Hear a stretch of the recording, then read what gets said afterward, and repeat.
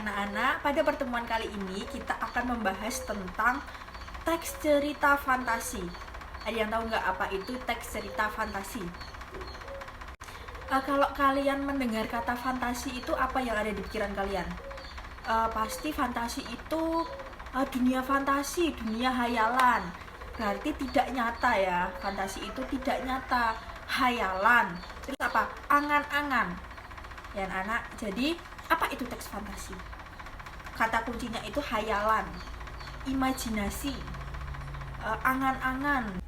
Jadi intinya teks fantasi itu teks cerita yang tidak nyata, teks cerita hayalan yang tidak nyata lah, gitu ya anak-anak.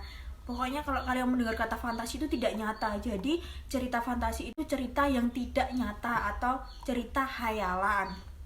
Nah terus anak-anak selanjutnya, ciri-ciri teks fantasi itu ada 6 anak-anak. Yang pertama itu teks fantasi itu mengandung keanehan, keajaiban, dan kemisteriusan gitu ya anak-anak. Contohnya seperti apa? Seperti sapu terbang, angsa bisa berbicara, yaitu kan aneh ya, masa ya sapu bisa terbang, karpet terbang. Yang selanjutnya itu adalah ide cerita bersifat terbuka. Apa maksudnya itu? Maksudnya itu ide cerita bersifat terbuka itu kayak pengarang atau penulis cerita itu bebas mengekspresikan apa yang ada di kepalanya, mau bebas, nggak ada peraturan lah, intinya gitu ya, nggak ada peraturan, bebas apa yang ada di kepala, bebas mau ditulis apa gimana, bebas. Terus selanjutnya tokoh memiliki kekuatan. Nah di cerita fantasi itu pasti di tokohnya itu memiliki kekuatan. Di dalam cerita itu pasti tokohnya memiliki kekuatan, seperti bisa menyihir. Nah seperti itu, seperti kalau tokohnya si angsa, nah itu angsa pasti bisa berbicara atau angsa bisa terbang. Pokoknya yang memiliki kekuatan gitulah. Terus yang selanjutnya bersifat fiktif atau hayalan. Nah, cerita fantasi itu bersifat hayalan, tidak nyata ya. Terus menggunakan bahasa sehari-hari. Teks fantasi itu pasti menggunakan bahasa sehari-hari, tidak menggunakan bahasa baku ya tentunya. Kalau menggunakan bahasa baku itu namanya bukan teks cerita fantasi.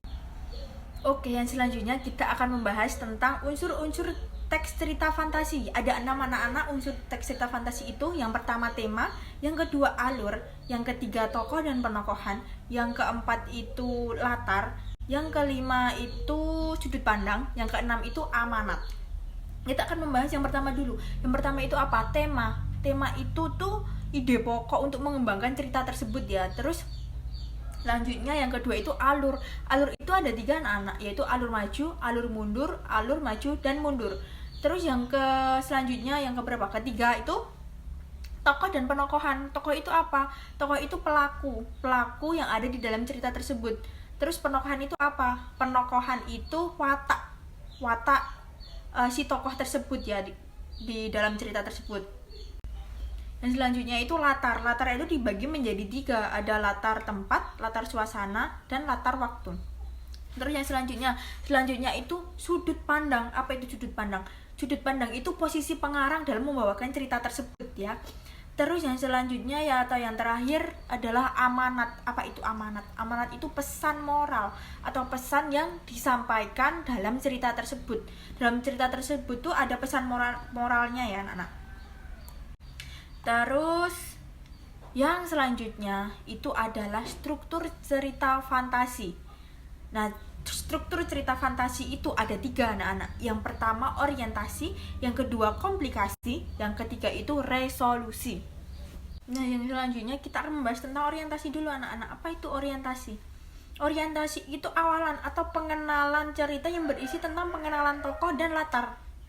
Terus yang kedua itu komplikasi. Komplikasi itu bagian cerita yang munculnya permasalahan-permasalahan. Nah, munculnya permasalahan itu namanya komplikasi.